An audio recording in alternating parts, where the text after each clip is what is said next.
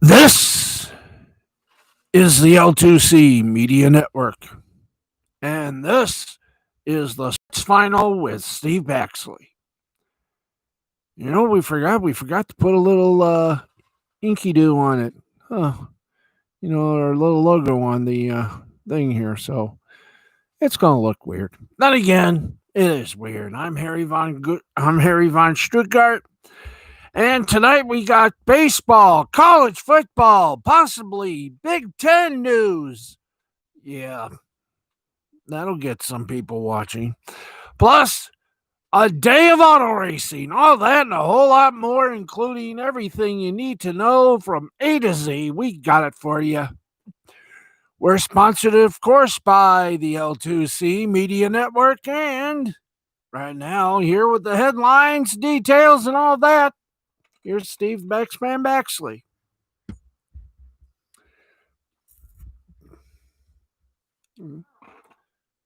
Hey, group.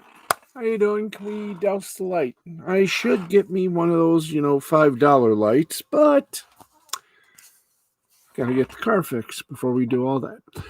Welcome one and all to the Corsican Ball. By the way, for those of you who are fans of the Wrestle Anime Hut, do not fear, do not worry. We will do that tomorrow night at 11:30, right after the Last Call Cafe on Spreaker, so you're not going to miss much, trust me.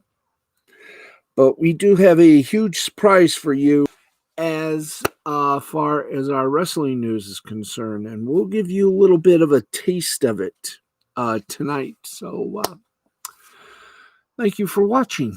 Okay, without further ado, or don't, told you we got some big stuff happening here.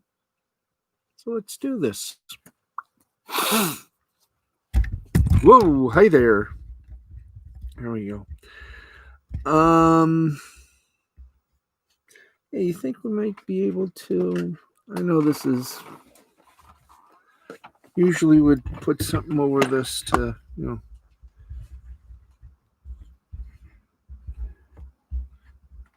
There we go. Okay, I think that'll do for now. That'll do. Okay, before we do anything of that nature. Okay, yes, and even the rabbi will make an appearance with our friend Harry from the Vatican Football League to give you the Sunday, our first Sunday parapet of football. So right now, speaking of football, how about some college football, everybody? I'm glad to hear that because that's where we're going to first. There's a little college football, and today is a jam-packed day. In fact, we shall give you. We got about 3 games that are still going on as progressed. So let's give you an update on those. First off, with 7:15 left to play in the fourth quarter, it is number 14 Texas. We're oh, thank you. Nice delay there. Okay.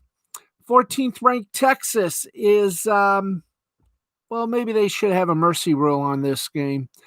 They lead the University of Texas El Paso 59-3. With 6:56 left, the ball 3rd and 1 on UTEP 6. Oh, Texas with the ball, and they're about to score. I have a feeling when this game ends, they'll probably be about maybe 65-66-3. Who knows? Let's continue, shall we? 4:48 left to play. It is HBU. No, excuse me. It is. Let's get over here. It's Texas Tech and Houston Baptist. And Texas Tech is taking the Baptist to the ocean. 35-23, the score. You could say this is a literal baptism by fire because 35-27. Wow. 2:10 left to play before the half. It is Coastal Carolina 21, Kansas nada. Okay. Let's chap to the top here and get you some final scores. Final score, Arkansas State beat Kansas State in a very close game, although the scoring line doesn't look it, but it was close. 35-31, Arkansas State, a big winner today on Fox. On FS1, West Virginia over East Kentucky, 56-10. We continue, 18th ranked North Carolina, a 31-6 winner. North Carolina, 31-6 winner over Syracuse. There, got the word. Louisiana, unranked, upset number 23 ranked Iowa State, 31-14. Appalachian State over Charlotte, 35-20. Army, salute, over University of Louisiana Monroe, 37-7. 10th ranked Notre Dame took care of Duke, 27-13. It took 2 overtimes, but the University of Texas San Antonio defeated barely, folks, Texas State 51-48. Talk about winning by the skinny old teeth. Georgia Tech defeated Florida State 16-13. Pittsburgh blanked Austin Peay 55-0. Georgia Southern over Campbell 27-26. 5th ranked Oklahoma over Missouri State 48-0. South Florida over the Citadel 27-6. Top ranked Clemson over Wake Forest 37-13. Tulane over South Alabama 27-24. Louisville over Western Kentucky 35-21. Postponements galore, folks. Louisiana State at Baylor, postponed. Sorry.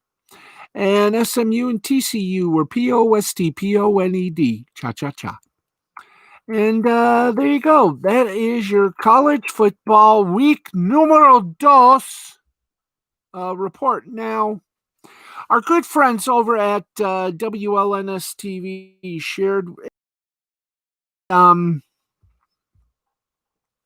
a proposal is going to be talked about with the Big Ten folks who are trying to get the Big Ten season on course. Probably sometime this week if the presidents, the counselors, or even the Pope will bless it, and we can get on with the true college football season. So stand by, if you will. I'm trying desperately to do. Can I have a chapeau, please? On my hats. Thank you. This way I'll be able to make it work. Do I make it work? Do I make it work? Do I make it work? Yes, I do. Yeah, thank you. That's good enough for me. I am wearing a hat. Oh boy. Makes for a fun evening, doesn't it? Yes, it does. Okay, we continue on our merry little way. Without no regrets on a summer day. Okay. That's right. Cajuns made history with that upset. Yeah. Why not? Okay, and you're gonna love this. We go to our MLB report. Wow. Let's rock this puppy. Now, due to the coronavirus restrictions, Los Angeles Dodger fans, hi, could you lower the yes, I do. I use a teleprompter. Like a certain presidential candidate who refuses to man up and say he uses one. Due to coronavirus restrictions, Los Angeles Dodger fans will not be allowed to get an opportunity to fill up their home ballpark and shower the Houston Astros with harsh boos and vitriol. But even with that roadblock in the way, some supporters decide to find ways to still get their anger and heckling across to the team behind the most prominent cheating scandal in recent sports memory. Spotted following the Astros team bus as it got closer to the stadium. They flashed signs with asterisks that called the team cheaters, and they banged trash cans in reference to how Houston would signal to a batter at the plate what pitch was coming for an opponent. Oh, lovely. They have pictures. It's nice. If there is a fan base that deserves this kind of cathartic outpouring of anger, it's the Dodgers, who are the unfortunate National League side that lost to the Astros in 2017 when the cheating was running rampant in the organization. One could argue that they were cheated again as Alex Cora, who was implicated in the scandal, became the Red Sox manager the following season and defeated the Dodgers again in the World Series. Cora was later let go by the Red Sox because of his participation in that scandal, and the Red Sox were found to have been using video monitors to decode their opponent's signs in 2018. Additionally, the LA Times reports that at least two banners will fly over Dodger Stadium heckling the Astros before their Sunday game against the Dodgers. One comes from a GoFundMe page started by a fan from Georgia and will reportedly read, "Steal this sign, Astros." Another comes from a pair of fans and they will read, "Hey, Astros," ASTR asterisk instead of an OS. By stealing this sign. This is going to be a fun Sunday. Both signs will fly on Sunday prior to the 4:05 game, 1 hour before the game's first pitch, as a flight restriction goes into effect over the stadium. Oh, I wish I knew if we were going to be able to see if that was going to be a national game tomorrow. Oh, that would be just tucky to see. Anyway, we move on. We regress in a further light. In fact, speaking of basketball, we are attributing Lou Brock, who passed away this week. And thus, we begin with our own little tribute. That's right, it's baseball scores. Don't you just love it? Baseball scores, and yet things not coming down. There we go. Okay, let's give you the baseball scores, and as we all know, this is the weekend. This is Chicago weekend for Detroit sports fans. First off, the White Sox welcome the Detroit Lions, and not the Detroit Lions, the Detroit Tigers, and the yes, you may. Thank you. And in the other extended word, in Detroit, the Lions welcome the Chicago Bears. Let's go to the scoreboard, shall we? In the 11th inning right now, Angels-Rockies tied at 2-7-0 for the Angels, 2-6-2 for the Rockies. The Yankees in 10 innings gave it to the Orioles in a hard-fought game. Yankees won in 10, 2-1, 2-5-3 for the Yanks, 1-4-0 for the Orioles. Holder was the winner for the Yanks. He's 3-0, and Harvey was a loser for the Orioles. He's 0-2. Montgomery, the New York Yankee pitcher, went 5 2/3, gave up 3 hits, no earned runs, got 9 strikeouts and 1 walk. Meanwhile, Kramer, the Baltimore pitcher, went 5 full, gave up 4 hits, 1 earned run, got 7 strikeouts and 3 walks. Texas Rangers got a little bit of revenge on the Athletics today. They beat them 5-2, 5-5-0 for the Rangers, 2-4-0 for the Athletics. Benjamin gets the win for the Rangers. He's 1-0. Jeffries gets the loss. He's 0-1. And Montero gets his 8th save for the Rangers, which is very good. Benjamin, the Texas pitcher, pitched 4 full, gave up 3 hits, 2 earned runs, 4 strikeouts he got, and a walk. Wins for the Oakland pitcher. Went 3 full innings, didn't give up a hit or an earned run, got 5 strikeouts, no walks. Man, was he good. Braves beat the World Series defending champs, the Washington Nationals, 2-1, 2-9-0 for the Braves, 1-5-1 for the Nats. The winning pitcher was Anderson. He's 3-0 for the Braves. The losing pitcher was Corbin. He's 2-5 for the Nationals. And Melicon for the Braves got his 10th save.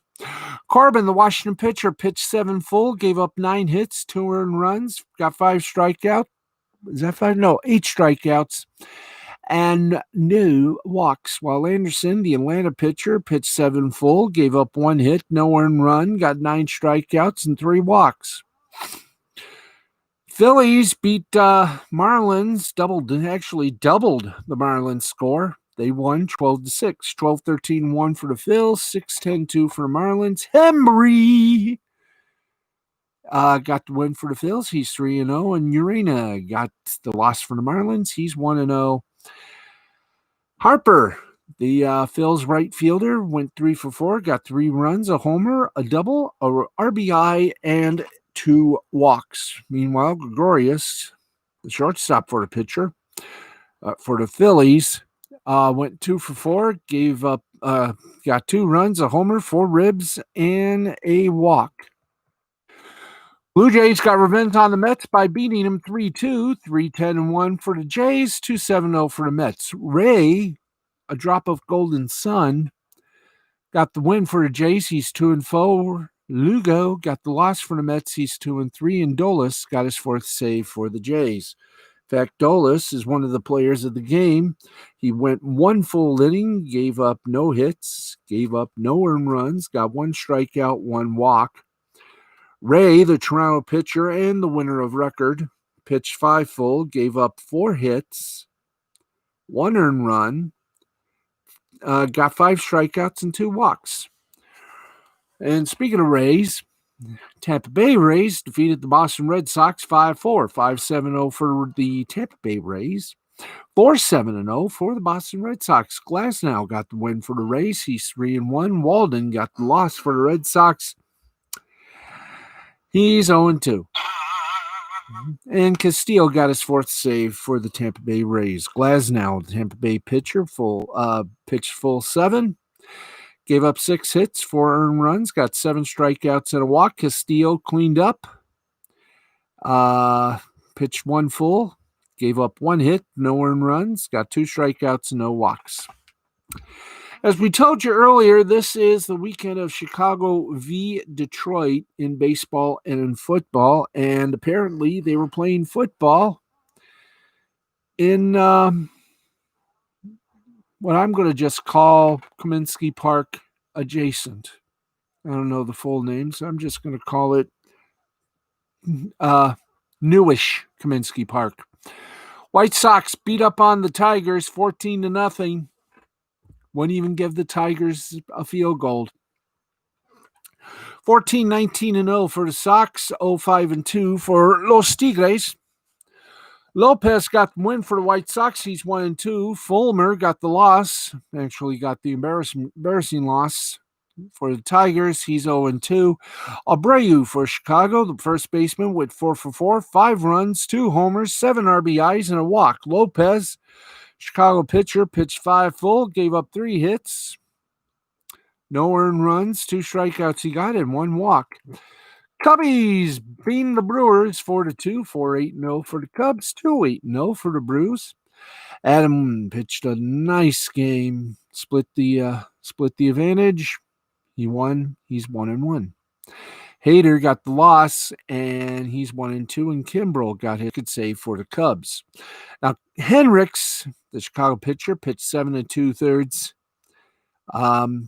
Gave up 6 hits, 2 earned runs, got 7 strikeouts and no walks. Sutter for Milwaukee, the pitcher, can only last 3 innings, gave up 1 hit, no earned runs, got 6 strikeouts and no walks. Royals over the Pirates, 7-4. 7-13-0 for the Royals, 4-8-1 for the Pirates. Zimmer got the win for the Royals. He's 1-0. Williams got the loss for the Pirates. He's 1-7, and Holland got the save for the Royals, his 5th. In fact, Holland, the pitcher, is one of the players of the game. He pitched 1 full, gave up no hits, no earned runs, got 1 strikeout, no walks. Zimmer, the Kansas City pitcher, pitched 2 1/3, gave up 1 hit, did not give up an earned run, got a strikeout and a walk. Now, in the second game of Athletics v. Rangers, the Athletics defeated the Rangers by a score of 10-1. 10-9-0 for the A's. 1-10-2 for the Rangers. Here we go. Oh, ow. Bassett or Bassett? I think it's Bassett. No, Bassett? Okay, Bassett got the win for the Athletics. He's 4-2. Allard is still looking for his first win. He's 0-6. Simeon for Oakland, shortstop, 2 for 5, 2 runs, a homer, and 4 ribs. Bassett, the Oakland pitcher, pitched 6 full, gave up 8 hits, 1 earned run, got 8 strikeouts, 2 walks. Twins feed Cleveland Indians 8-4, 8-8-0 for Twins, 4-6-0 for the Indians. Hill got the win for the Twins. He's 2-1. Plesac got the loss for the Indians. He's 3-2. Hill is one of the players of the game from Minnesota. The pitcher pitched 5 full, gave up 4 hits, 2 earned runs, got 7 strikeouts and 2 walks. Ramirez, Cleveland third baseman, went 2 for 3, 2 runs, a homer, an RBI, and a walk. The Stros beat the Dodgers 7-5, 7-11-0 for the Stros, 5-10-1 for the Dodgers. James gets the win for the Astros. He's 1-0. Jansen the loss for the Dodgers. He's 3-1. And Presley, I got you 9, baby. 9 saves. Urias, the LA Dodger pitcher, pitched 6 full, gave up 3 hits, 1 earned run, got 3 strikeouts and 4 walks. James, the Houston pitcher, went 1 1/3 innings, didn't give up a hit or a earned run or got a strikeout or a walk even. He just stood on the mound like nothing was happening. Mariners beat the Diamondbacks 7-3, 7-10-0 for the Mariners, 3-7-0 for the Diamondbacks. Sheffield shuffled on, split the uprights 3 times. 3-3 is his record. Gallen got the loss for the Diamondbacks. He's 1-2. Sheffield, the Seattle pitcher, pitched 7 full, gave up 5 hits, 2 earned runs, got 7 strikeouts and 3 big walks. Mamolejos for Seattle, left fielder, 2 for 4, 2 runs, a homer, double, and 3 ribs with a little spicy sauce. Speaking of spicy sauce, Cardinals beat the Reds 7-1, 7-9-0 for the Cards, 1-3-0 for Dos Reds. Hudson pitched a great game for the Cardinals. He's got the win. He's 3-2. Anton got the loss for the Reds. He is 0-2. Bader, the St. Louis center fielder, 1 for 3, a run, a homer, 3 RBIs, or 3 ribs with sauce, and a walk. Hudson, St. Louis pitcher, went 6 full, gave up a hit, an earned run, got 4 strikeouts and 4 walks. Giants-Padres game were, of course, postponed. Now, we were supposed to do this for yesterday, but time and everything else went bananas, and we forgot. Right now, as you know, we are getting close to the end of this shortcake season. Let's give you something worth hanging about here. Let's go to the American League, get you updated on all the things going on with the standings and every other little thing. Are you ready? Here we go. In the East, Tampa Bay still on top at 30-16. Toronto 4.5 back, 25-20. Yankees 5 back, 25-21. Baltimore 9.5 back at 20-25. Boston 14.5 back at 16-31. Let's mingle that with Central Division now. White Sox still the top dog, 29-16. Minnesota at game back, 29-18. Cleveland, 3.5 back, 26-20. Detroit, 9 back at 20-25. And Kansas City, Kansas City, we're going home. We're going fishing. You're 11 back at 19-28. And in the Western Division, Oakland, top of the heap at 29-16. Houston, 7 back, 22-23. Seattle, 9 back at 20-25. California Angels, 11.5 back at 18-28. And the Texas Rangers in the bottom of the brig, 13.5 out, 16-30. In the National League, in the Eastern Division, it is Atlanta, GA. Freebird land, for those of you who are wrestling fans, 29-19, top dog. Philadelphia Phillies, 2.5 back, 23-20. Miami, 4 back, 21-21. On the Mendoza line. Mets, 6 back, 21-25. And the defending World Series champion Washington Nationals, 9 back, 17-27. In the Central Division, hark the Cubbies. They are still on top, 27-20. St. Louis, 3 back, 20-19. Milwaukee, 5 back, 20-23. Cincinnati, 6.5 back at 20-26. And the Bergs, as in Pittsburgh, they're 11 back at 14-29. And in the West, it is the Dodgers on top, 32-13. San Diego, 3.5 back at 29-17. San Francisco, 9 back at 23-21. Colorado, 10.5 at 21-23. And Arizona, 16 back, 17-30. Whoa. And the hits just keep coming and coming and coming. There you go. What more can we say? But wow, amazing, isn't it? Okay, well, the Eastern Conference of the NBA is already set up for a band spanking old surreal final, and now the West is about to take shape. Let's show you. Shallst we? We shallst. Los Angeles Lakers, for the first time in a decade, are going to the conference finals, ending the longest drought in franchise history. And King LeBron is going to be there for the first time since 2018. For him, that also qualifies as ending a drought. James scored 29 points, and the Lakers wrapped up their first trip to Western Conference Finals since 2010 by topping the Houston Rockets 119-96 on Saturday night in Game 5 at the ESPN Wide World of Sports Complex at Walt Disney World.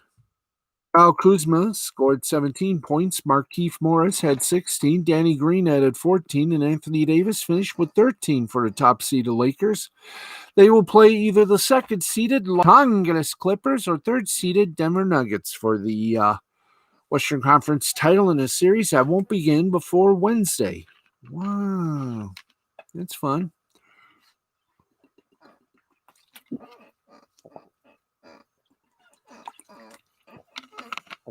Which means, if I am correct in assumption, that means AEW will be shown on Thursday. There you go. James is going to the conference finals for the 11th time overall, 6 with Cleveland, 4 with Miami, and now with the Lakers.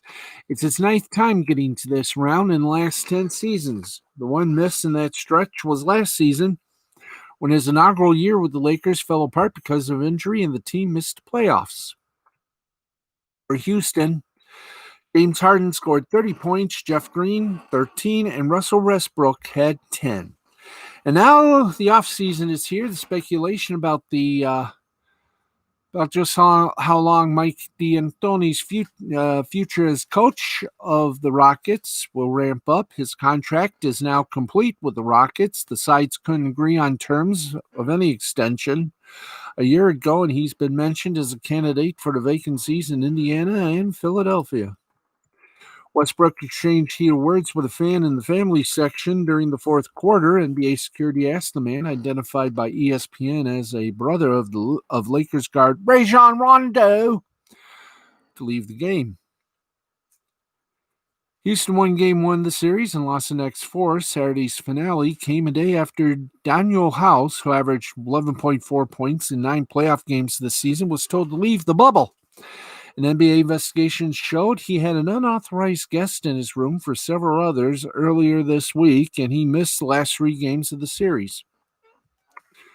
Gee, I wonder, last time a game was like that was, Detroit versus Los Angeles. When Detroit came back and beat them, when they had a huge 3-0 lead and, wound up being swept 4 times. Wow.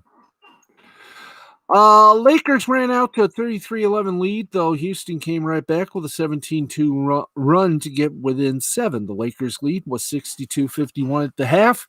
After the Rockets turned 13 LA turnovers into 15 points, the biggest reason why Houston was still in the game to that point.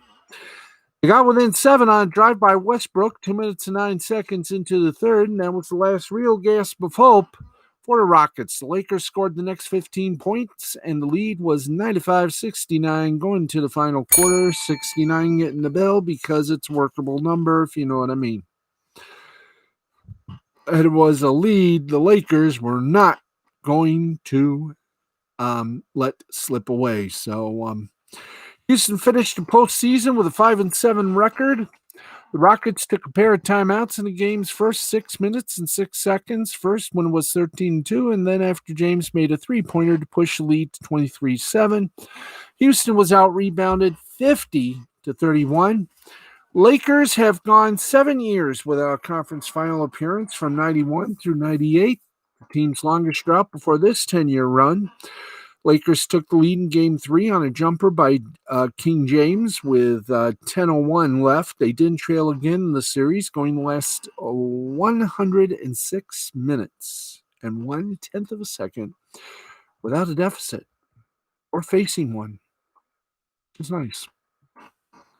Now, this was the end of D'Antoni's time with the Rockets. He'll be leaving with some strong numbers. Houston went 217 and 101 in his 4 regular seasons with the team, a 682 winning percentage. This season was his worst at 611.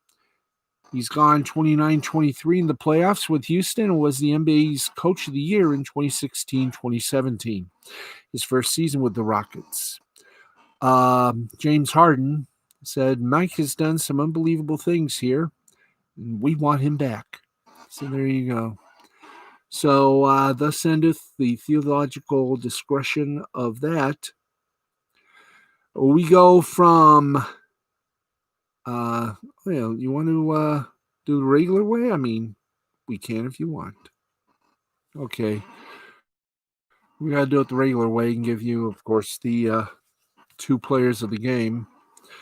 Then we'll hit the ice. Yes, we'll hit the ice. No, we don't want the NC2A. No, we already done that, guys.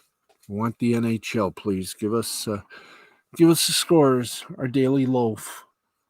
Okay? Goody. Sorry if my chair is doing a little squeaking. It's the only thing that's having fun. Well, I'm having fun too. I love doing this. Love, love, love.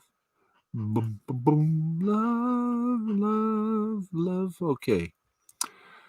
All right. Let's get it right if we can. We've got about 35 minutes left of this show, so let's put this in the old candelabra if we can, pop it all in, make a new plan, and feel good and fuzzy and warm all over. All righty. So we are getting close. Now, if the Lakers take on the Clippers, the Lakers should absolutely demolish them. If the Lakers take on the Nuggets, then it'll go all 7. But if it's going to be LA versus LA, I think it would behoove us to say this will go at least 5 or 7, but I'm just going to say 5 games just to be pedantic. Okay, let's get to the NHL because, well, let's face it, there's only one conference left doing games. That is the Eastern Conference. Where's it? The Western Conference? No, it's the Eastern Conference. Whichever. Okay, the Dallas Stars beat the Vegas Golden Knights 2-1. Dallas leads the series 3-1. Kudobin for Dallas, Ben for Dallas, and Stastny for Las Vegas. Your Molson Cup 3-star selection. So that means one of two things, folk. We'll have Game 4 of the Lightning taking on the New York Islanders tomorrow at 3 p.m. Eastern on NBC. If that's not enough,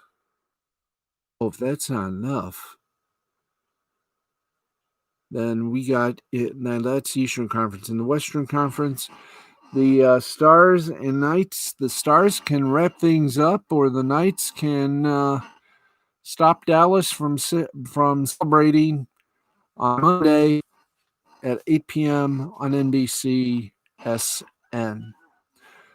Okay, he's adorable. He's righteous. And best of all, he's kosher. Yes, friends, it is time for the Rabbi Picks. And boy, howdy, does he pick. So, Harry, if you're ready, let's take you over to the Vatican Football League. Of course, they don't Football League to your homes and resident hoopy hoos. Ladies and gentlemen, we bring you the Rabbi. At least I hope we bring you the Rabbi. There we go. Okay, we're having a little tech issue with our feed. A feed that we wonder where it'll go. Oh, yes, the feed. Ah, okay. Let's, okay, if we're ready, we are. Okay, it's time. Rabbi.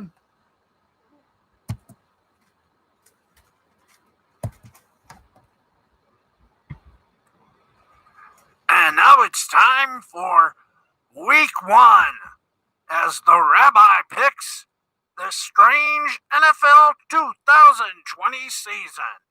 And here he once again live from the VFL, the Vatican Football League headquarters, near if not close to the Vatican itself, is our friend Monsignor Rabbi Hiram Shecky Fleischman. Your Holiness, it's up to you. Hey, thank you very much. Thank you very much, Harold. Good to hear from you, Baxman. I hate to say I told you, so I'll let Harry do it. Harry? He told you Kansas City was going to kick it, and they did. Good job, Harry. Now, let's skip the fall day roll, or whatever they call it here. Let's get to the picks. I feel good about these picks. Let's go to it. The Fox 1 p.m. game Sunday, September 12th. Actually, it should be the 13th, boys. You screwed up on the numbers, but I'll forgive you. Let's go first. This is Seattle Seahawks at the Atlanta Falcons. As you know, this is week 1, so we have no winner, no losing little padakadoosh. Let's go for the prediction. Seattle, they made changes. Atlanta, meh, they hosted the Super Bowl. But still, I think you're going to find out. Atlanta, 17. Seattle 7, Atlanta by 10. Green Bay Packers at Minnesota Vikings. The Packers, Aaron Rodgers. He did something that might improve his season this year. He got rid of Danica Patrick. Hey! Don't I hear any applause for that? Come on. Thank you. No offense to Danica, she's a nice woman, but, well, you know what they say. Superstars and quarterbacks, they don't mix. Well, there is that one exception. Some guy named Brady.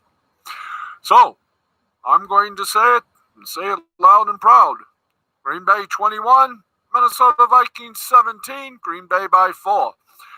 The big game that we're concerned about, the Chicago Bears, the new and improved Chicago Bears, going at the stadium that an auto company built. Ford Field. Again, very little to no fans, no tailgating. I've already verklempt about that. Let's just get going. I'm going to say the Detroit Lions, they have improved gratefully. And since no games, no preseason games, we can't exactly go for blank here. So I'm just going off the script, which means I've gone off my mind here. I'm saying the Lions over the Bears, 27-17, Detroit by 10. The 4 p.m. games, just call them the late afternoon starters on Fox. Tampa Bay Buccaneers, or as we like to call them, Tommy Bay Buccaneers, at the New Orleans Saints. 2 old quarterbacks destined for the Hall of Fame. There's only one difference, though. The Bucs got Gronk. Tampa Bay 32. The Saints 17. Tampa Bay by 15. If I screw up on math, that's okay. Math wasn't my best subject. Hey. Arizona Cardinals at San Francisco 49ers. I left my heart in San Francisco, and Arizona will leave humiliated. San Francisco 21. Arizona 10. San Fran by 11. At least I got that one. CBS, your 1 o'clock games. Miami Dolphins at the New England Patriots. Do I need to say it? Of course I do. They beat them once in the playoffs. You think there's going to be revenge? No. Oy vey, if there is, I'll eat my hat. And it's one of those nacho hats I got from the cafeteria before coming on the air here. Miami 24, New England 21, Miami by 3. Indianapolis Colts at the Jacksonville Jaguars. My prediction on this, very fast. Colts 24, Jags 21, Indianapolis by a field goal. The Cleveland Browns at the Baltimore Ravens. Cleveland, they got that new quarterback. I think he's going to do good, but not this week. Ravens 21, Browns 17, Baltimore by 4. New York Jets at the Buffalo Bills. My prediction on this, the Bills take on the Jets and ground them 17-7, Buffalo by 10. It's opening night for the Raiders in Vegas. Oh, sweet mystery of life and love. Raider Nation is raiding Vegas. Even the bettors are going dark here, because they know when they meet Carolina, the Raiders are going to pounce big. Give the Raiders 27, Carolina Panthers 17, Vegas by 10. The late afternoon game on CBS will be the Los Angeles Chargers at the Cincinnati Bengals Chargers. They're simply overmatched here, but they're going to kick it, they're going to win it, they're going to squeak through. 30-27 over the Bengals, Los Angeles Chargers by 3. The Sunday night NFL game. Can we hear the theme? No, we don't have the rights for it. the Cowboys, Jerry's team, at the Los Angeles Rams. My prediction for this one, get the party bus started, baby. Jerry's gonna win one. 21-17 over the Rams, Dallas by 4. And as usual, ESPN gives us a doubleheader you'll never believe. 7:15 p.m. It's the Pittsburgh Steelers at the New York Giants. My prediction, the Steelers will pull through. The curtain will be stronger than the Giant. 2017, the Steelers over the Giants, Pittsburgh by 3. At the late night bar stool, you got the Titans at the Denver Broncos. Denver is hurting. Their big man is down, but they still have a few cards left in their sleeves. Give me Denver 27, the Titans 10, Denver by 17. And Harold, I can't wait to find out how everybody else did. You'll have a good week 1. I'll see you Thursday for week number 2. This is your rabbi, the Monsignor rabbi, that is, Hiram Shecky Fleischman, saying, live life, enjoy the games, and stay safe. Back to you, Baxman. You're always safe. Ask anybody.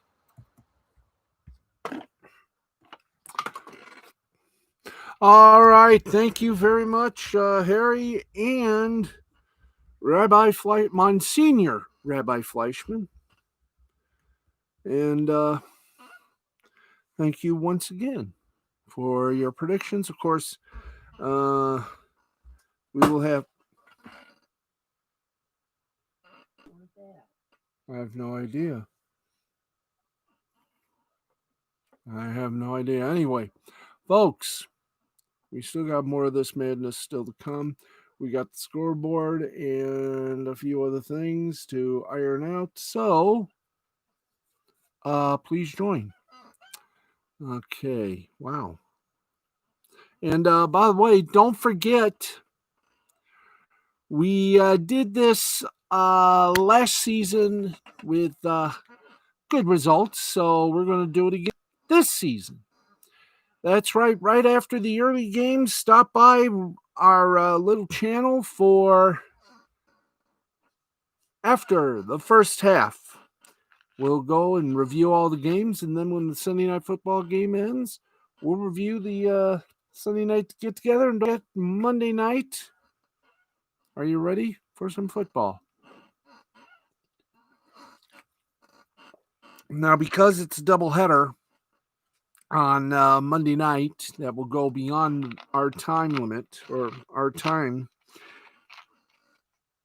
either Sports Central USA will have an update on that on the late game on Monday night, or you can join us for a special Tuesday edition of Monday Evening Quarterback, because we usually do Monday night quarterback, but since it's a double dip, we're moving Monday night quarterback to Tuesday night. So there you go. Anyway, makes sense when you think about it, and I hope you do. Leave us know. Oh, there you are. Wow. We left you. Okay, I thought we... Oh, okay. Thank you for reminding me of this. Oops. No, good. Thank you. All right, folks, it is time.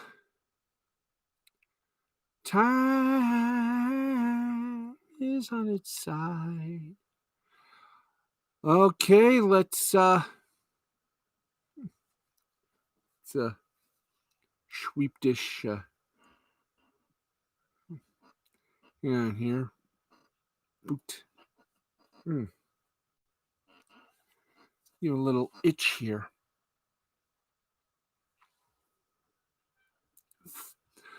Okay, we got some late word. How late? Very late. University of Florida announced on Saturday that a maintenance tractor caught fire inside Florida's Ben Hill Griffin Stadium on Saturday afternoon, shooting black clouds of smoke high in the air over Gainesville. The fire occurred on the third floor of the building, and nobody was injured, according to Claudia Belafato of WCJB TV in Gainesville. It was extinguished shortly after fire officials arrived, and damage to the stadium is not believed to be structural, according to Yahoo Sports' Pete Thamel. It's unclear what caused the tractor to catch fire or how long it burned before being put out. I wonder if it was owned by Mr. Haney. Thankfully, nobody was hurt, considering that smoke was billowing into the sky throughout the University of Florida's campus. Florida kicks off its 2020 season on the road against Ole Miss on September 26th and isn't slated to play in the swamp until October 2nd, when it will host South Carolina in a battle of two SEC East teams. So any work that needs to be done to patch up cosmetic damage could be completed in time for, well, the limited amount of fans that will be arriving for the home opener. Florida expects to allow roughly 17,000 fans, or 20% of the stadium's capacity, at home games this season. So there you go. Okay, we're at 12:23. We'll give you a little bit more the remaining headlines we have in sports. Of course, we've had a huge day of auto racing with the Xfinity and the Indy race. That, well, it's a doubleheader weekend. That's what it is. Okay, let's go to this. Go to this good. Okay, so here we go, folk. And we begin our little news brief with our friends from Awful Announcing. Now, unfortunately, week one has already gotten a few casualties, none greater, none equal, but, well, Kenny Albert, first game with newly minted NFL on Fox Jonathan Vilma, will not be this week, and it may not be next week either. The New York Post reports that Albert, who's been in the NHL's bubble in Edmonton, will need to quarantine for 2 weeks before he can call an NFL game on site. See, the NFL has made a rule that anyone coming from a foreign country has to quarantine for 2 weeks. Now, the 52-year-old Albert, for the past month, has worked NHL playoff games for NBC in Edmonton. Canada has a superior COVID record compared to the U.S., and Albert had been tested multiple times per week there. Still, the NFL is staying with its protocols. It will put Albert's spot in limbo for next week and probably a little bit longer. Now, Vilma will call Sunday's Bears-Lions game with Dick Stockton instead of Albert. Stockton was not scheduled to work a Fox game this week. Next week is also still up in the air, but Fox has 7 games as opposed to 6, meaning that if Albert can't go, a college football announcer like old Tim Brando, Joe Davis, or Brandon Gaudin could be nudged into action in addition to Stockton. This would seemingly work out okay for Fox, since their Week 3 college football schedule is currently non-existent thanks to the Big 12's bye week. In other more interesting, in other COVID headlines, yes, you might as well just say this is the COVID News Network. Well, if you think one is having a little trouble, how about this? The NFL Red Zone host, Scott Hanson. That's right. When NFL Media's Red Zone starts its 12th season this Sunday, the broadcast will look similar to how it always has for viewers, but the broadcasting experience is going to be extremely different for host Scott Hanson and the rest of the team thanks to COVID-19 precautions. On a conference call with Media Friday, Hanson said this year it's going to be a very different one for the entire NFL Red Zone team, starting with the extremely limited number of people that he'll actually see in person Sunday. Said Hanson, Everything about my experience in the NFL Red Zone staff experience on Sunday will be changing. We're a team and we meet, we interface with each other. The way I envision Sunday going down with all new protocols, I'm going to physically see two, maybe three live human beings. And we have, depending on how you count it, 20 to 30 people on the Red Zone staff. And I would see almost all of these people live and in person and interface with them at some point. Our pre show meeting has now been moved to a Zoom. Usually, I would show up in the studio. I would go to the cafeteria to eat a breakfast, which is salty with dense proteins to let me retain water. If I go to the cafeteria now, it's going to be a to go meal, and I'm going to be eating at the desk. It'll be limited human contact, actual human being face to face close proximity contact. End quote. Hence, it said those precautions are vital, especially considering how the red zone team doesn't have specific backups if someone gets sick. Now, the precautions also include distributing various red zone staffers through multiple production rooms instead of just one, and altering the main set so Hansen's two on-set researchers, Ryan Larrabee and Tim Gulianis, will be sitting a socially distanced 6 feet from him. His set is green screen, though, so the alterations won't be obvious on the broadcast, and Hansen is optimistic that these precautions won't impact the viewing experience. While the Red Zone team is trying to do all they can to limit the amount of face to face interactions around the broadcast, Hansen said it was vital to have Larrabee and Gilianis remain on set with him, albeit further away than normal, as he needs them to relay visual information that he can't get over his earpiece. Because my microphone is hot very often, not all the time, but probably more than half the show, I need information. I can get information in my earpiece, my IFB, but I already got games playing in my IFB. I've got my producer, my director, potentially the coordinating producer already in my ear. It would be overwhelming to add more voices in my ear. So the system we've always developed is that my two researchers can sit there and they can maybe mouth something to me if my microphone is hot. If I didn't see if the review in Cincinnati was overturned, they can look at me and give me a hand signal or mime something. They can communicate information to me and I can disseminate it to an audience. We had it happen very often where I'm told in my ear, okay, Jameis Winston just threw an interception. I'm like, okay, but I didn't necessarily see the interception or the intercepting player. And all of a sudden they're playing that and they're telling me to go. My researcher is looking up who intercepted it, and I'm telling you, James Winston on 3rd and 8, back to pass, looks left, going for Chris Goodwin, intercepted, and I don't know who intercepted it. As I'm saying that sentence, and all of a sudden on the computer screen, my guy can point to it because he's sitting right next to me. And he can point to the name Stephon Gilmore, and I go, intercepted by Stephon Gilmore. I could possibly identify Stephon Gilmore as I'm doing it live, but if it's a lesser known defense back, I need that information. And how I get it, how I disseminate it, and we decided that those two individuals are critical to being in close proximity and visual sight line to me, which is why we had to reshuffle the dynamic of the studio a little bit, move the cameras and move the set. Thankfully, we have a green screen background. So it should look the same, but it's that type of a process that we went through to say these are two guys that I can be in reasonable proximity, social distance to, but have line of sight to. As for the game feeds themselves, they're going to be a little different as well, with no fans in many stadiums and only limited number of fans in others. In the stadiums with no fans, there'll be background noise provided by the league, and on the broadcast, there'll be remote audio of how fans reacted to similar situations. Blah blah blah. In other words, just basically going to be a very interesting season indeed. Don't you know? It is. So there you go. Good luck to everybody, and I will be watching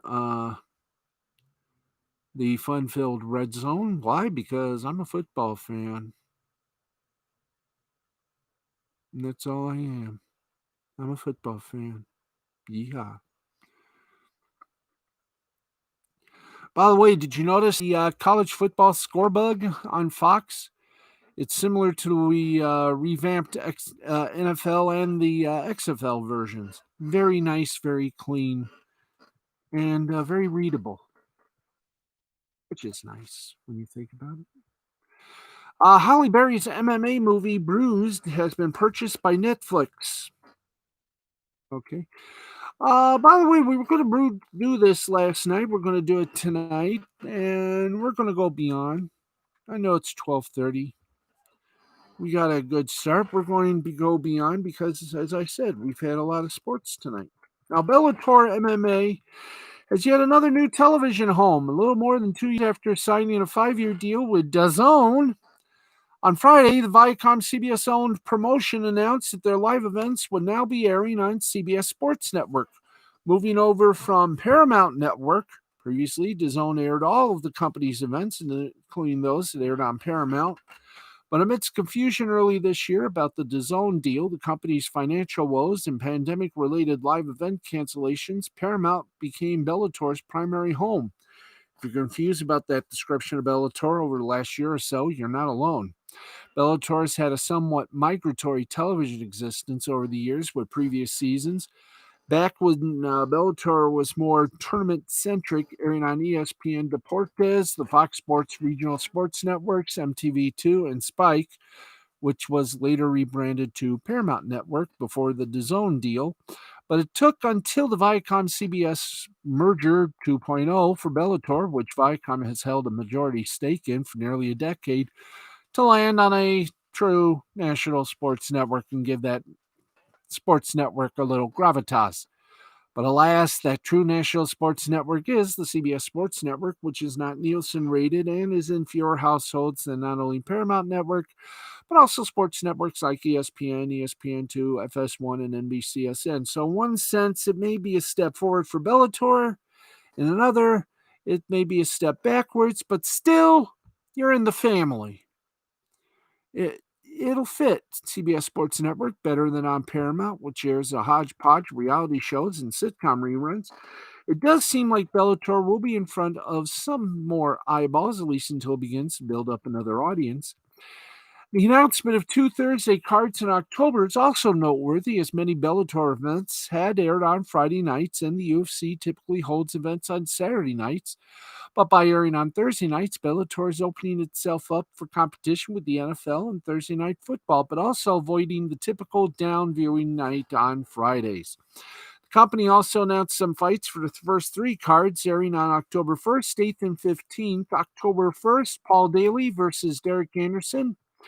October 8th, Michael Page versus Ross Houston, and Cheick Kongo versus Tim Johnson. October 15th, Chris Cyborg versus Arlene Blencowe.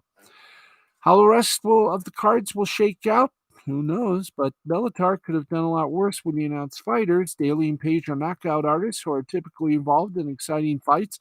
Kongo is a familiar name to MMA fans, and his placement as a Frenchman on a card in France makes all the sense in the world. As for Cyborg, she is a monster, one of the greatest female MMA fighters of all time, and could headline a card for any promotion in the world. The move to CBS Sports Network really seems to solidify Bellator's place in the MMA landscape, for better and more or worse. If this eventually leads to major cards in prime time on the CBS Broadcast Network, it's a definite plus development for Bellator. But if the company simply remains on CBS Sports Network for the future, foreseeable, it's hard to see the move as a piece of forward progress for Bellator. But then again,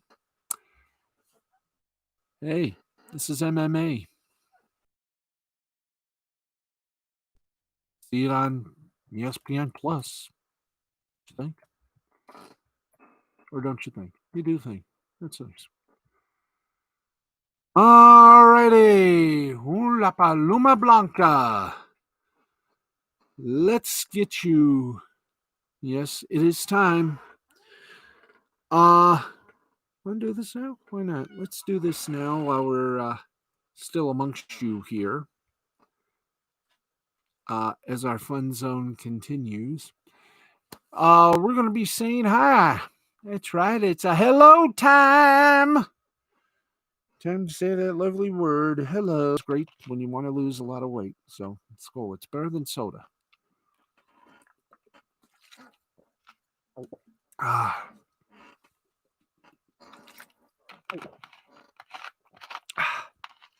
Beautiful. By the way, thank you. AwfulAnnouncing.com. Okay. Time now to say our howdy doos to everybody. Hey, hey. Hello to Brenda Dixon, Linda Steele, Robert Oberoff, Cleo Glide, Roman Ronan, and the following. Hello to Yuki Tanaka, Angela Peterson, Christina Peterson, to Emery Man, Jay the Brain Man, Matthew Nichols, Nancy Nichols, Jerry Nichols, Brian Mann, Michael Sparks, Wesley Snell, George Templeton, Marley Wiley, Jeff Rollo, Dale Sankey, and of course, Blind Lemon, Mr. and Mrs. Nellie Canine, Joseph Schwartz, his lovely and enchanting wife, Brandy West, Rebecca Nicole Pitkus, Michael Pickrell, Yvonne Pickrell, Tony Pickrell, of course, the king himself, Ricky Pickrell. Silver Harpetian, Deshaun Whipple, Shannon Walsh, J.R. Draper, happy birthday to you. Happy birthday to you. Happy birthday, J.R. Draper. Oh, happy birthday to you. Oh. We also say a big old happy night and a happy day. How you doing? To Sarah Baxley Legrand, Stephen Rivera, Joseph Yusuf Diaz, Jacqueline Fleming, Sarah Chavez, the Snuggly, Sammy Phillips, Ryan Donahue, Johnny Spitfire, Jennifer Finney, Rachel Rattano, Simona Pope. And if that's not enough, we say hi to Monica Cram, Gary Cram, Samantha O'Neill, Casey Ann. That's right. January J. Keaton. We say hello and how you do to Audrey Dogren, Alex Sims, Nick Mantis, all my friends over at TV6 WLNS, our official unofficial television station. They bring you the best in news, weather, sports, and entertainment for 70 years. And they still haven't called me Snuggles. Anyway, nope, they haven't called me Snuggles. Wish somebody did. I mean, come on. Anyway, we say hello to Kellyanne Collins. We'll go through the Twitters. We say hello to Mandy Summers, Kellyanne Collins, Stacy Hayes, Amy Hayes, Frida Hayes, Morris Hayes, Gabby Hayes. Great cowboy actor he is. We say an exceptional howdy ho to Nick Ricada, to Matthew Nichols, Jerry Nichols, Nancy Nichols. Made sure I say that twice. Also, a great hello to Lena Nguyen, Come Geek Some, Wyatt Holiday, Dana Devon, my friend, Come Geek Some, great guy. You should watch his videos on YouTube. Cleo Glide, Ivy McKellen, Casey Lennox, Andrea Isa, Mario Lou, Emily Walls, Ronnie Dahl, Charlie's London. We also say hello to Erica Renee Davis, Melissa Coates, Brad Shepard, and all my friends on Twitter, Facebook, and, as I like to say, the Gram, including Claudia Trejos. And Randy West, that umbrella guy, a lot of good people. Kellyanne Collins. Mm-hmm.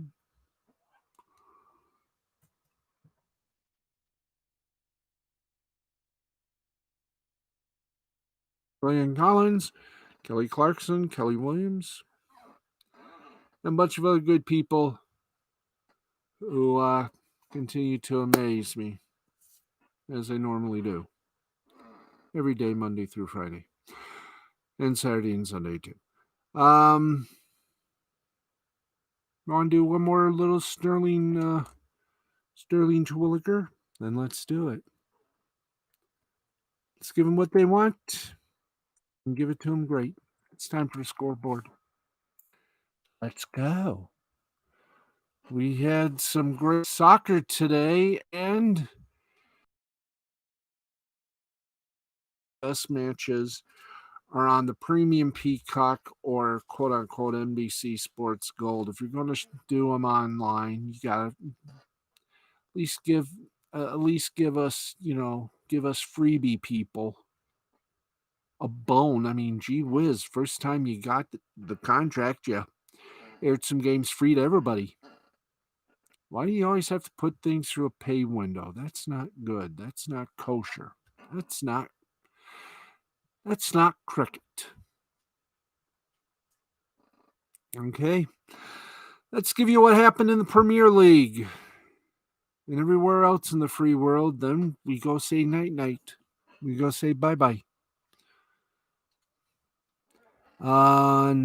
We have time to do the Australian Football League scoreboard. We just might. If you want to do it that way, we will. Okay, let's give you some soccer scores. Won't go fully into them, but we'll get to as much as we can. And here's the Premier League: Arsenal over Fulham, 3-0. Manchester United and Burnley were postponed, as was Manchester City and Aston Villa. Newcastle over West Ham, 2-0. Liverpool, 4-3 win over Leeds. And Crystal Palace over Southampton, 1-0. In the La Liga and Espanyol, Celta Vigo and Eibar tied at 0. Granada over Athletic Bilbao, 2-0. Osasuna over Cadiz, 2-0. That's right, 2-0, 2-0, 2-0. Okay, in Japanese baseball, the Nippon Professional Baseball, it was the Hanshin Tigers over the Hiroshima Carp, 3-1, 3-8-0 for the Tigers, 1-6-0 for the Carp. Akiyama for the Tigers gets a win. He's 5-1. Endo gets a loss for the Carp. He's 2-3. The Rakuten Golden Eagles and the Nippon Ham Fighters, as well as the Chiba Lotte Marines and the Oryx Buffaloes, were postponed. Yokohama Bay Stars over the Chinichi Dragons, 7-3, 7-9-2 for the Bay Stars, 3-5-1 for the Dragons. Hamaguchi for the Bay Stars gets the win. He's full. Matsuba for the Dragons got the loss. He's 2-4. The Fukuoka Silverhawks over the Seibu Lions, 8-4, 8-12-2 for the Hawks, 4-7-0 for the Lions. Takeda for the Hawks got the win. He's 2-0. Nolan got the loss for the Lions. He's 1-1. Yomiuri Giants over the Yakut Swallows, 5-4. Imamura gets the win for the Giants. By the way, 5-8-0 for the Giants, 4-8-1 for the Swallows. Imamura gets the win for the Giants. He's 4-0. And Yoshi gets the loss for the Swallows. He's 1-4. We have a couple of games in progression. And wow, what progression. It is the Fukuoka Silverhawks and the Seibu Lions. Lions lead the Hawks 1-0. And the Nippon Ham in the third inning. And in the second inning, it is the Nippon Ham Fighters 6-2 lead over the Rakuten Gold Eagles. Okay, let's dispense with the dispensable. Ichi South Korean baseball organization, Kawum Heroes over the Doosan Bears, 2-0, 2-9-0 for the Heroes, 0-4-0 for the Bears. KT Wiz Swang over the Hanwha Eagles, 5-2, 5-9-0 for the Swan, 2-7-0 for the Eagles. Samsung Lions over the LG Twins, 5-1, 5-7-0 for the Lions, 1-2-0 for the Twins. Kia Tigers over the NC Dinos, 11-3, 11-14-0 for the Tigers, 3-6-1 for the Dinos, and the SK Wyvern over the Lotte Giants, 2-1, 2-5-0 for the Wyvern, 1-6-1 for the Lotte Giants. Osaka in the women's singles U.S. Open final, the Osaka defeated Arizonka 1-6 in straight sets, 1-6, 6-3. 6-3. There you go. And for once in my life, I am here to say we have done it. Well, almost done. we did promise you a couple of hooped scores, so let's get you scores from the Aussie Rules or Australian Football League, and let's do this with proper dignity and light but loving respect, more or less. I'd go for more. Okay, let's go to it. Right now, in the third quarter, with 20 minutes remaining, it is the Adelaide Crows over the Carlton Blues, 8-8-56 to 4-5-29. Let's go to the previous day. Okay, here we go. Yesterday's scores, which we ran out of time for. Fremantle Dockers, let's try it again. The Fremantle Dockers over the North Melbourne Kangaroos, 15-9-99 to 5-5-35. Port Adelaide Power beat the Essendon Bombers, 11-13-79 to 4-5-29. The Melbourne Demons overtake the Greater Western Sydney Giants, 12-7-79 to 11-8-74. And there you go. And on that highfalutin, esoteric note, if we can find ourselves, huzzah. That's it. We have done the impossible. We kept you entertained for 1 hour and 16 minutes plus, or 1 hour plus. And it was fun. I hope you had fun as well. I'm Steve the Baxman Baxley, and we will see you tomorrow about 4 o'clock p.m. Eastern Time for after the first half when we review the 1 o'clock games, and then following Sunday Night Football about 11:30 midnight Eastern for all the scores and all the tidbits that you love so much, as well as baseball, hockey, and everything in the world of sports. One other thing, let's give you the auto racing quickly before everything else goes completely bananas. Here we go. In the Indy racing today in Mid-Ohio, it was Will Power.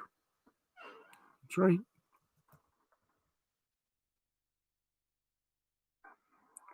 I do believe it was Will Power that won. I may have been wrong.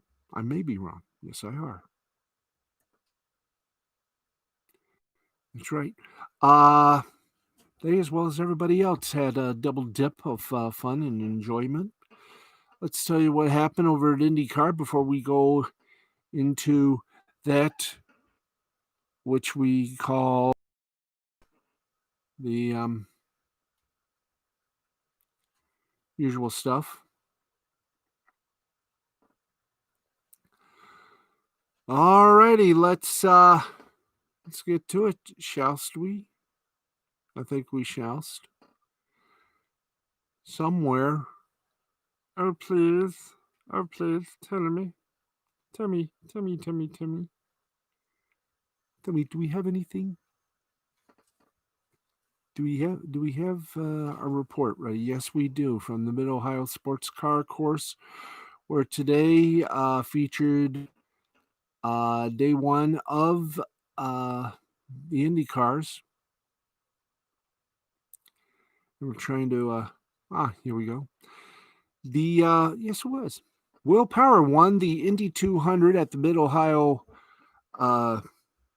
race course, and the results were as follows. Hail, Australia. Will Power ran unopposed, I guess you could call it. He won. Joseph Newgarden was second. Alexander Rossi was third.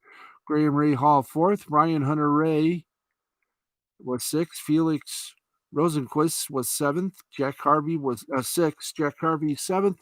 Rinus VK was eighth. Colton Herta was ninth. And Scott Dixon was 10th. They drive tomorrow, by the way. The IndyCar do. The second Indy race at Mid-Ohio, which you can always catch on NBCSN. Will be tomorrow afternoon, hopefully, somewhere. We do have a schedule. Thank you. Ohio race, Indy race 2 at Mid-Ohio race. That'll be 1 o'clock on the big network, NBC. IndyCar Harvest GP race number 1 will be the next time, October 2nd, 3:30 p.m.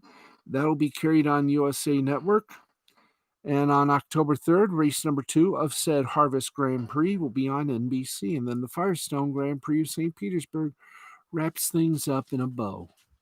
So there you go. Formula One, not really racing, so there you go. And, of course,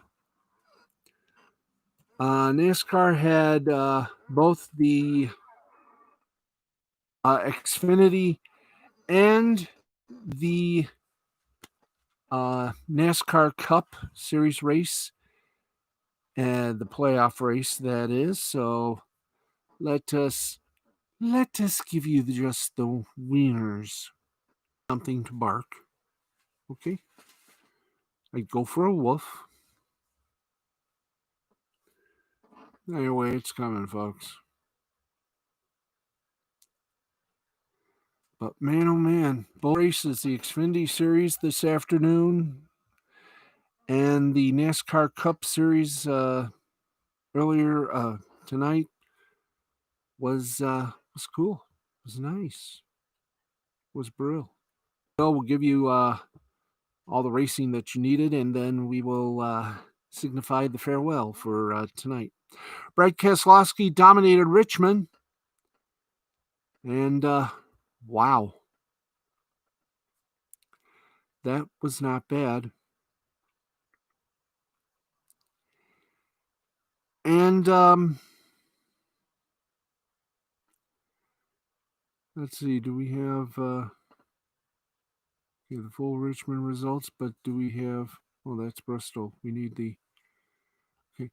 And the Xfinity regular season title has already been wrapped up even before the playoffs. There you go. We're smart people, aren't we? Austin Kendrick has clinched the Xfinity Series. Team Penske driver collected 15 bonus points for the playoffs and will be the number 1 seed when the standings reset prior to the round 12. Hi there. Opener at Vegas. But who won tonight? You may say, you may think, you may know. Somewhere around here we do have that. Come on, guys. Give me a little pièce de resist. Okay, who won tonight's Xfinity race, boys? Thank you.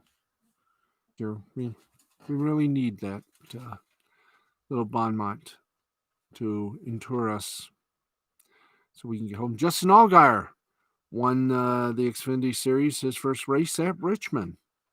So there you go. It's beautiful.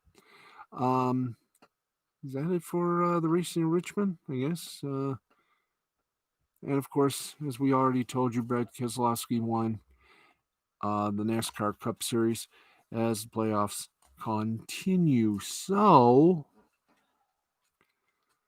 let's give you the playoff update before we say our goodnight, or as we say goodnight.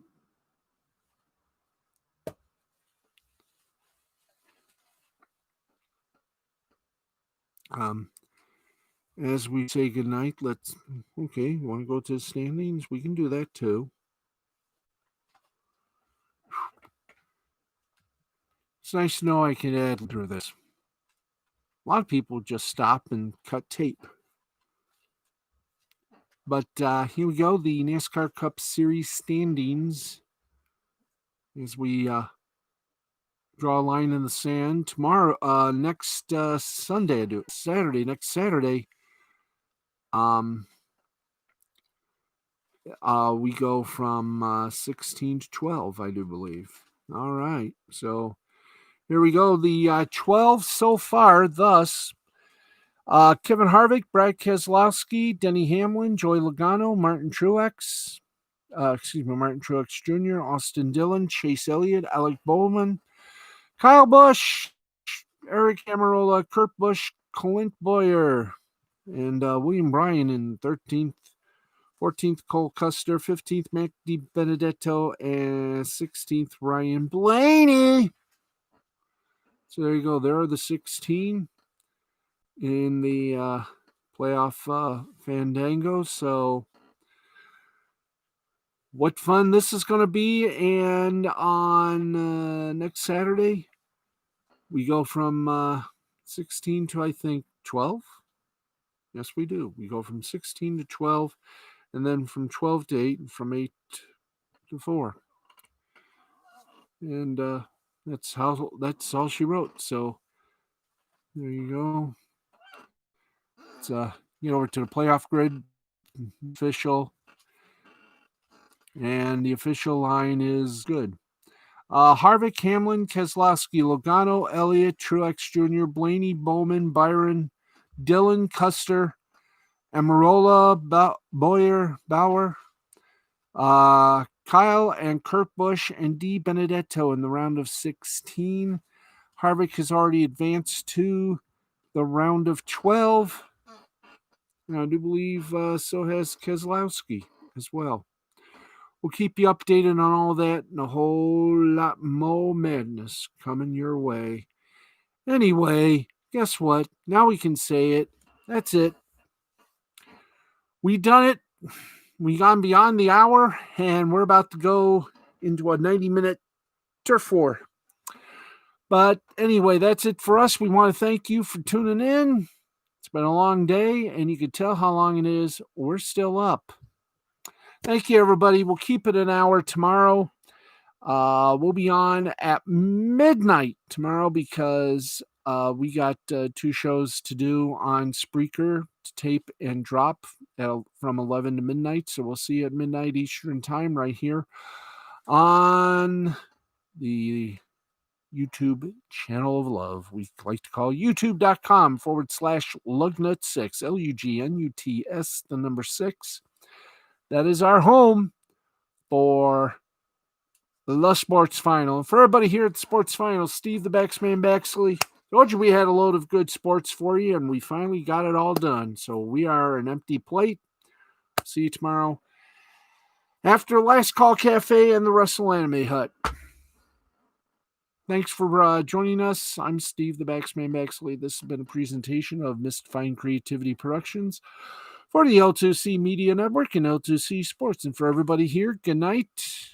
May your favorite teams always win. And good night, America, wherever and whomever you may be. See you. Good night. Good night, everybody. Be well. There we go. Oops. You want to? Come on. Thank you. Good night, everybody.